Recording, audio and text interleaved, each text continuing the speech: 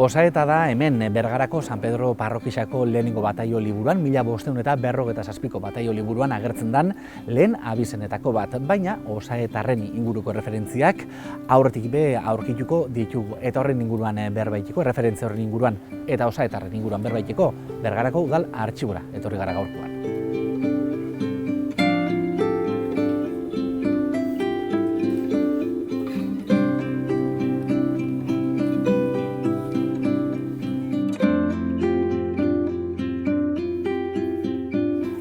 Arantzazu horreki, kaixo? Kaixo, zer moduz, Jomin? Ondo, zeu, zer moduz? Ondo. Ondo, hemen ikusten dugu dokumentu pila bat prest dituzula, osaetarren inguruan berbaiteko. Hasteko baina, Arantzazu, Bergarako parrokixen inguruan ingo du berba, izan be esan dugu, ez da, osaeta dela, hemen San Pedro parrokixan, lehenengo bataio liburuetako lehenengo abizenetako bat, baina Bergaran parrokixa ezberdinak dauz, Bergarako parrokixa, gaur egun Bergaran dauzen parrokixa batzuk ez dauz Bergaran sartuta, pixat konta iguzu, ze saltza dago hor? Betxu, Bergaran dara parrokixak beti San Pedro eta Santa Maña izan die. Eta gero, elosu, baitxabea, San Andrés de Lufra izan da San Pedroko aneja esate jakona. Horrek izan die Bergarako parrokixak. Eta gero, Ubera eta Angiosar Bergarara sartu zienean, pasau zan parrokixak, hango parrokixak San Miguel eta San Paulo, Elizaldetik Elgeta izaten jarraitzen da bela. Eta gero, 19. mendian, sortu ziren ermita zerenak parrokixa bihurtu ziren, bat San Prudentzio eta bestia Osintxu. Eta esan behar da, hemen Bergarako Udal Artxiboan, Eliziak inako akordio baten ostian, bataio liburuak bertan dituzuela mikrofilma eta artxiboetan nola baita esateko, ez da? Kenduta, Ubera eta Angiosar, Elgetakoak dialako. Bai, bere momentuan, hitzarmen baten ginuan, Aliz Barrituiakin, eta parrokixetan zegoen dokumentazio guztia kopixa baten ginuan. Eura zeuzken sakramentu liburuak mikrofilmauta, haren kopixa bat emon zozkuen, eta gu beste gainontzeko dana mikrofilmau ginuan, eta gu bueltan beste kopixa bat emon. Orduan, horregatik dauzkagu Bergarako kasuan, artxibuan, konsultagarri. Baina, ordurako, Uberako eta Angiosarko liburuak eruan da zeren. Eta horrek ez die sartzen, ez dauzkagu. Bestia konsulta gura daunak, hemen txera aukeria. Hori da. Guazen osaetarrekin, 1557koa da, San Pedroko lehenengo bataio liburua, bertan jagertzen da osaeta, baina esan behar da, bere referentziak aurrekoak diala, ez da? Izan be, osaetarrak etzian edonor. Hori da.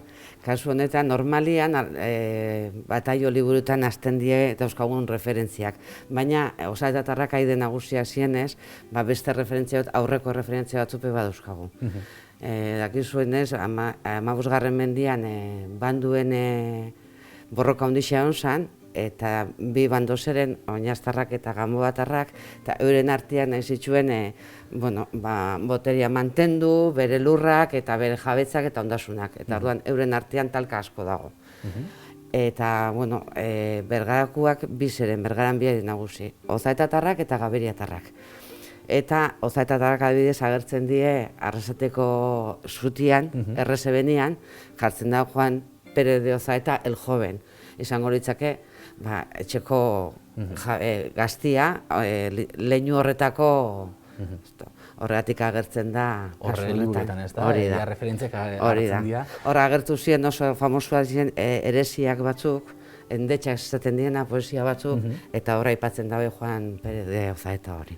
Familia handixa zan edo garrantzitsua zan, aide nagusiak zian, eta euren etxea be etzan itxagola bat. Agurtietan lasa jatetxea egondan eraikina. Euren oinetxea esan lehien, ez da? Bai, hori da, bai. Bere momentuan obra diferentiak inzituen, eta dotoretu, eta horreko ikusiko armarrixak, eta hori izan bere leinu, kabeza de linaje esaten dana, hor da.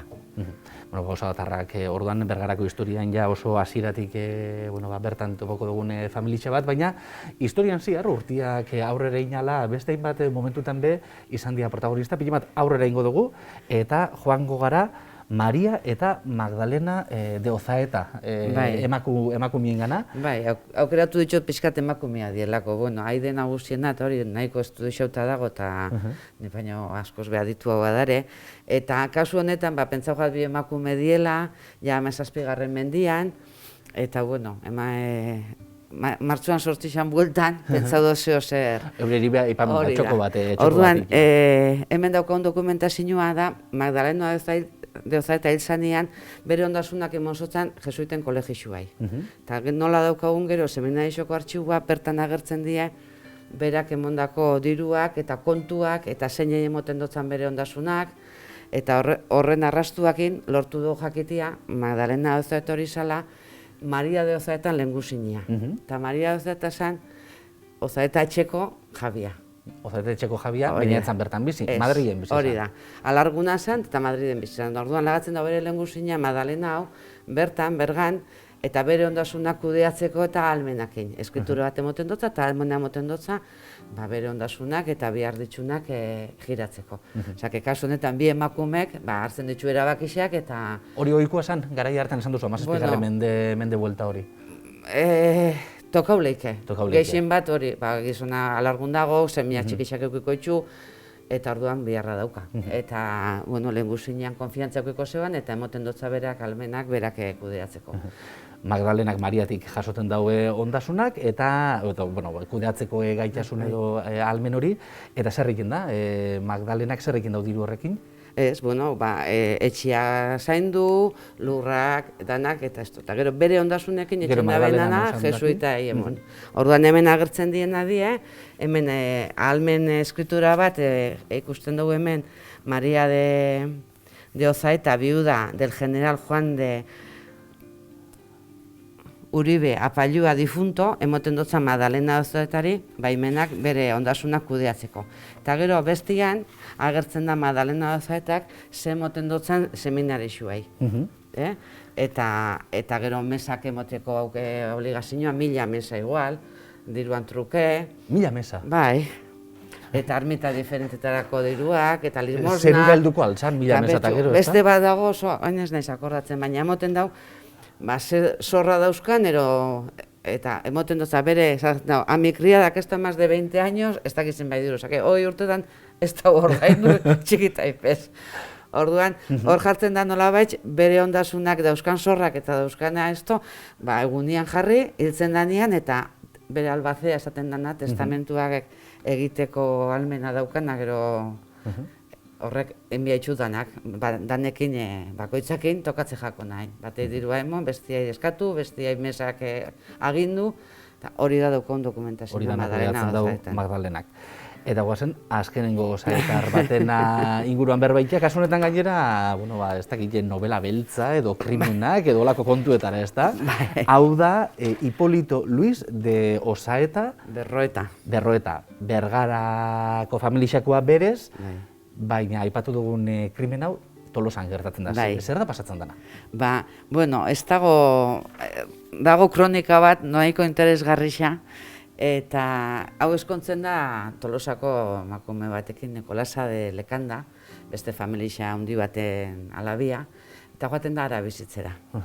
Eta itxura danez, sartzen die bere etxean, 1830an, loda hola, emakumea loda hola, eta akabo itxen dabe, baina ez hola degoila da jartzen da. Bai, egixe da kronika irakurriz gero ikusten dela detaileak bastante holakoak dira. Eta orduan emoten dau, esaten dabe lapurreta etxeko sala, baina, klaro, oso modu bortitzian hiltzen dabe lapurreta soil bat izateko, baina, bueno, gero hori itzan argitxu.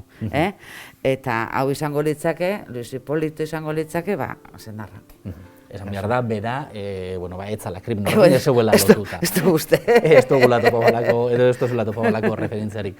Ikusi dugu, Arantzazu, informazio pila bat dozuela hemen, bai material originala, bai beste artxibo batzutatik lortutako eta esan behar da, hemen, Bergarako udalde artxiboan gainera, azken aldi izan zeuepen notizia zaila, izan be, esfortzu bat indiozue nolabait herritarren gana gerturatzeko, ezta? Bai, hori da.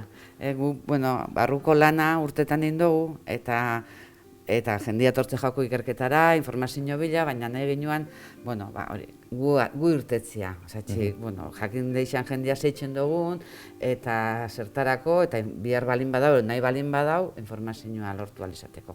Eta ontxe aurreko 14an, jarri du martxan web horri berrisa, bergarakoartxigua.eus, eta, bueno, posik gare.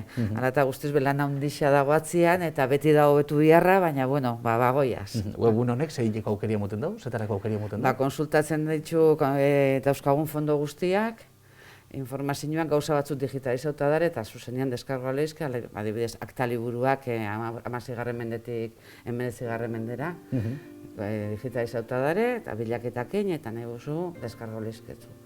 Argazki xape bai bilatu lehizketzu, eta nahi bozu deskargau bai. Eta gero, semen naixoko informazioa dago, enpresa artxiboa beba dauzkagu, Bergaran testilanak, mobila, Narbaiza bebai, Zerrajerako artxigua bebai, iturri diferentiak, fondo diferentia dauzkagulako. Hori da, esan duzu fondo guztiak eta ez dia gutxi, ez da? Ez dia gutxi, ez. Arantzazu horregi, eskerrik asko, gaur honetan geurekin egoterren, eskerrik asko gaur informazio dana kontatzerren, bai, Osaetarren inguruan da baita Bergarako udalartxiboan inguruan, eta etorriko gara burringo baten, ez? Ikusten dugu hemen papeletan harakatuta, histori xapila bat dauzela. Hori da, nahi dozuenean, eskerrik askoa. Zeure.